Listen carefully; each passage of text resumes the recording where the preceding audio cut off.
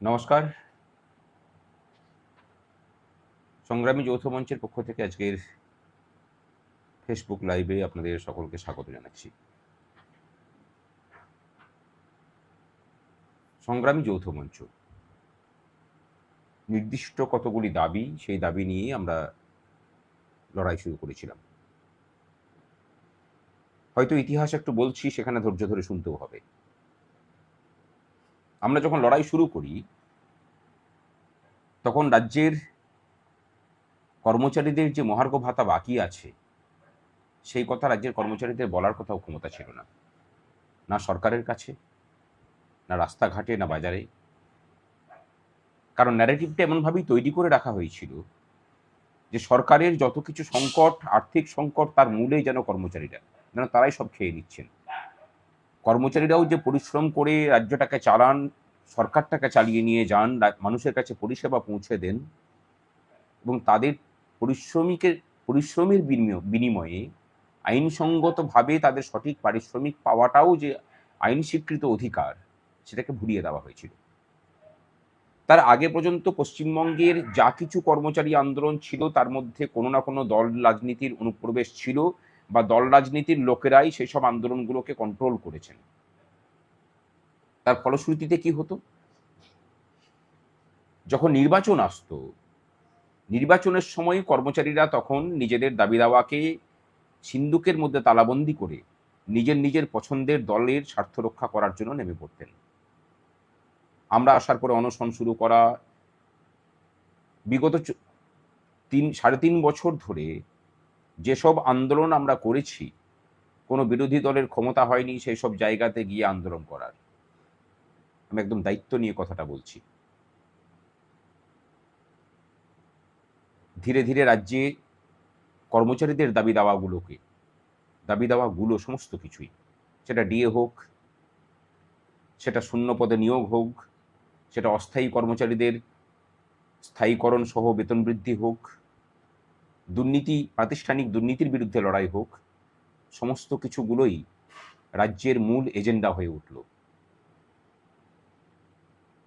আমরা কিন্তু প্রথমে সুপ্রিম কোর্টে যে ডিএ মামলা চলছিল সেখানে আমরা যোগদান করিনি। আমরা মনে করেছিলাম যারা মামলাকারী সংগঠন আছেন তারাই এই বিষয়টাকে দেখভাল করতে পারবেন। এরপরে যখন সেটা হলো না, তখন আমরা বাধ্য হয়ে সেখানে যোগদান করলাম, এবং আমরা যখন যোগদান করতে গেলাম তখন সেখানে দুটো কর্মচারী সংগঠন,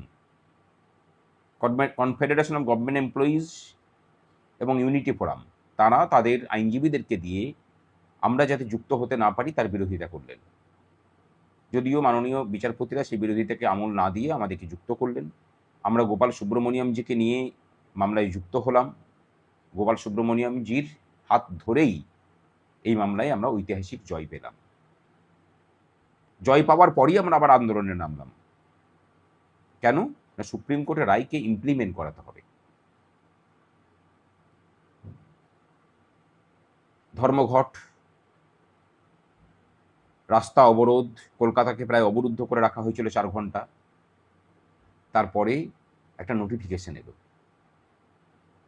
এবং যথারীতি ভোট যখন চলে এলো, আবার আমাদের সমস্ত কর্মচারী সংগঠন যখন নিজের নিজের দলের স্বার্থ রক্ষা করতে ব্যস্ত হয়ে পড়ল, তখন সংগ্রামী যৌথ মঞ্চ কর্মচারীদের দাবি দাওয়াগুলোকে নিয়ে সমস্ত রাজনৈতিক দলের কাছে গিয়ে দর কষাকষি শুরু করলো, এবং আলটিমেটলি বিজেপির সাথে বসে ঠিক হলো যে তারা যদি ক্ষমতায় আসেন, যদিও তাদেরই ক্ষমতায় আসার সম্ভাবনা সব থেকে প্রবল ছিল,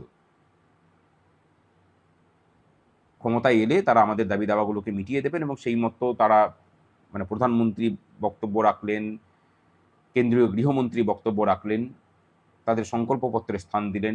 বর্তমান মুখ্যমন্ত্রী যখন বিরোধী দলনেতা তখন তিনি বক্তব্য রাখলেন, যদিও তিনি এই আন্দোলনের সাথে দীর্ঘদিন থেকে আছেন।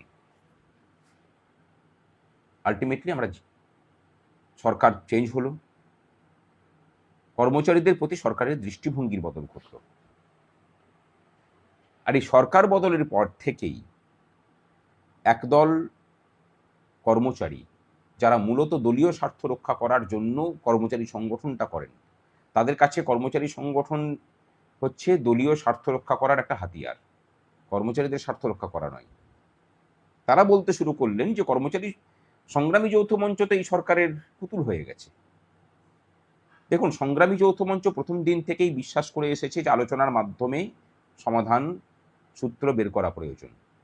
আমরা অন্তত 50টা চিঠি মাননীয় তৎকালীন মুখ্যমন্ত্রী তাকে লিখেছিলাম। আমরা লিখে পরে বলেছিলাম যে আলোচনায় বসতে চাই, কোনোদিন আমল দেননি। আলটিমেটলি কি হয়েছে, তাকে চলে যেতে হয়েছে, কারণ কর্মচারীদের সাথে লড়াই করে কেউ টিকে থাকে না। আলোচনায় বসা হলো। আমার মনে আছে যেদিন সুপ্রিম কোর্টের রায় এলো, বর্তমান মুখ্যমন্ত্রীর সাথে ফোনে যখন কথা হচ্ছিল, তিনি বললেন যে সরকার পরিবর্তন করুন, আমরা সব মিটিয়ে দেব। এখন এই কথাটা শুনি আপনাদের অনেক কমেন্ট আসছে যে সরকার পোষিত ক্ষেত্রের কর্মচারীদের কি হবে। সংগ্রামী যৌথ মঞ্চ যখন আন্দোলন করে এতটা জায়গা পর্যন্ত নিয়ে আসতে পেরেছে, কারেন্ট ডিএ 20%, তার আগে 2022 সাল থেকে লড়াই করে 15% আদায় করা, বকেয়া ডিএ আদায় করা, তার হিসেবটুকুগুলোকে ঠিক করানোর জন্য কাজ করা, ডিএ মামলার মধ্যে গ্রান্ট ইন এডের কর্মচারীদেরকে যুক্ত করা, সমস্ত কিছু কিন্তু সংগ্রামী যৌথ মঞ্চ করেছে দায়িত্ব নিয়ে। ভরসা রাখুন, সরকারের সাথে যে আলোচনা হয়েছে সেই আলোচনাতে সরকার প্রতিশ্রুতি দিয়েছেন যে গ্রান্ট ইন এড এবং কর্মচারীদের মধ্যে কোনো বিভেদ করা হবে না, আমাদেরকে অর্থ জোগাড় করতে দিন, আমরা গ্রান্ট ইন এডের কর্মচারীদেরও বকেয়া ডিএ মিটিয়ে দেব। লাস্ট দিন যেদিন আমরা বসেছিলাম, মাননীয় মুখ্যমন্ত্রীর হাত ধরেই সেই বৈঠক হয়েছে, তারই হস্তক্ষেপে। সেখানেও কিন্তু তারা বলেছেন যে গ্রান্ট ইন এডের বিষয়টাকেও আমরা তাড়াতাড়ি করেই ছেড়ে দিচ্ছি। যারা বলছেন যে আমরা নাকি বিক্রি হয়ে গেছে, তাদেরকে বলবো যে আপনারা পথে নামুন, অপেক্ষা করছেন কিসের জন্য? পথে নেমে আন্দোলন করা দেখান। সংগ্রামী যৌথ মঞ্চ ভুল পথে পরিচালিত হচ্ছে, সংগ্রামী যৌথ মঞ্চ নাকি আন্দোলন করতে ভুলে গেছে, আপনারা ঠিক করে দেখান আন্দোলন করা। কে বারণ করেছে আপনাদেরকে? তবে সাধারণ কর্মচারী শিক্ষকদেরকে আমরা বলি, গ্রান্ট ইন এডের যারা কর্মচারী আছেন, ভরসা রাখুন, সংগ্রামী যৌথ মঞ্চের উপরে ভরসা রাখুন, কারোর কথায় পরিচিত হবেন না। এরা দলীয় স্বার্থ রক্ষা করার কাজ করছে। এই সরকার যখন কথা দিয়েছে, সরকারের উপর যা ভরসা করি তার থেকে বেশি ভরসা আমাদের নিজেদের উপরে আছে। বিগত সরকারটাকে যে পরিবর্তন করা হয়েছে, তাতে এখন যারা এই যেসব অতৃপ্ত আত্মার কর্মচারীদের সংগঠন আছে, তাদের কোনো ভূমিকা ছিল না। তারা চাননি যে মমতা ব্যানার্জি সরকার চলে যাক। সংগ্রামী যৌথ মঞ্চ চেয়েছিল।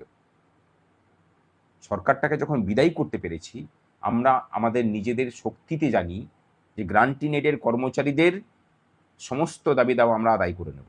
অপেক্ষা করুন, হয়তোবা সামনের সপ্তাহ বা তার পরের সপ্তাহের মধ্যেই গ্রান্ট ইন এডের কর্মচারীদের জন্য যে নোটিফিকেশন, সেই নোটিফিকেশন বের হবে। তারা কিছু টেকনিক্যালিটিসের কথা বলেছিলেন যে আইওএসএমএস প্রোফাইলের কিছু কিছু কর্মচারীদের নাকি এমপ্লয়ি আইডি পরিবর্তন হয়ে গেছে। কিন্তু এইসব টেকনিক্যালিটিসের জন্য কেন কর্মচারীরা তাদের পাওনা থেকে বঞ্চিত হবেন, যেই কথা যখন বলি, তারা তখন কিন্তু কোনো উত্তর দিতে পারেননি, এবং সেখানে বৈঠকে বসে ঠিক হয় যে আপাতত আমরা 50% মিটিয়ে দেব। যদি না মেটাবে, অসুবিধা কি আছে? আগামী 22 তারিখ বা 23 তারিখে সুপ্রিম কোর্টে শুনানি আছে, সেখানে আমরা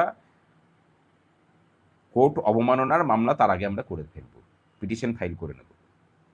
রাস্তা সব কিছুই খোলা আছে, দরকার হলে আবার পথে নামব। কিন্তু আমরা চাই না যে সরকারটার প্রতি কর্মচারীদের বিশ্বাস এখনই চলে যাক। মুখ্যমন্ত্রীর প্রতি ভরসা আছে, বিশ্বাস করি তাকে। তিনি যে কথা দিয়েছেন, তিনি মমতা ব্যানার্জি নন, তিনি যে কথা দিয়েছেন সেই কথা রাখবেন, অন্তত তার ধারাবাহিকতা আমরা দেখতে পাচ্ছি। আর যাদের মনে হচ্ছে যে সংগ্রামী যৌথ মঞ্চ বিক্রি হয়ে গেছে, আপনারাই দায়িত্ব নিয়ে সব কিছু করেছেন, তাদেরকে বলবো যে রাস্তা খোলা আছে, পথে নামুন। রাজ্যের কর্মচারীরা অপেক্ষায় আছেন। বিগত 15 বছর ধরে আপনারা আন্দোলন করতে ভুলে গেছিলেন, আন্দোলন করা দেখান কিভাবে আন্দোলন করতে হয়। তবে যেসব শিক্ষক, পঞ্চায়েত, পুরসভার কর্মী এবং বোর্ড কর্পোরেশনের কর্মীদের সংগ্রামী যৌথ মঞ্চের উপরে ভরসা আছে, তাদেরকে বলবো যে কারুর কথায় পরিচিত হবেন না, সংগ্রামী যৌথ মঞ্চের উপর ভরসা রাখুন। আমরা যখন দায়িত্ব নিয়েছি আপনাদের 2009 সালের বকেয়া রূপা আদায় করে দেওয়ার, সেগুলোকে যথাযথভাবে আদায় করব। আর সমস্ত কর্মচারীদের জন্য বক্তব্য যে এই যে ভুল হিসেবে পেমেন্ট হয়েছে, সেই ভুল হিসেবটাকেও আমরা ঠিক করব। প্রচুর অস্থায়ী কর্মচারী তারা আপনারা মন্তব্য করছেন, আপনাদের জন্য অন্য কোনো দিন লাইভে আসবো।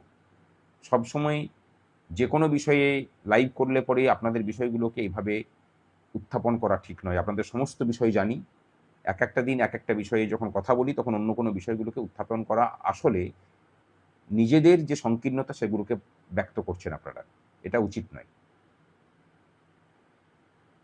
প্রাথমিক শিক্ষকদের পেশাগত কিছু বিষয় নিয়ে অনেকে মন্তব্য করছেন, অন্য দিন হবে সেগুলো নিয়ে। আজকে যে বিষয়টা নিয়ে হচ্ছে, আপাতত সেই বিষয়টা নিয়ে আমরা থাকি। ভরসা রাখুন, সাথে থাকুন, খুব তাড়াতাড়ি গ্রান্টি নেটের কর্মচারীদের বকেয়া মেটানোর যে নোটিফিকেশন জারি হবে। ভালো থাকবেন সকলে, সাথে থাকুন, বিভ্রান্ত হবেন না। আগামী কাল বা পরশুদিন আমরা টেট নিয়ে লাইভে আসছি। ভালো থাকবেন। শুভরাত্রি।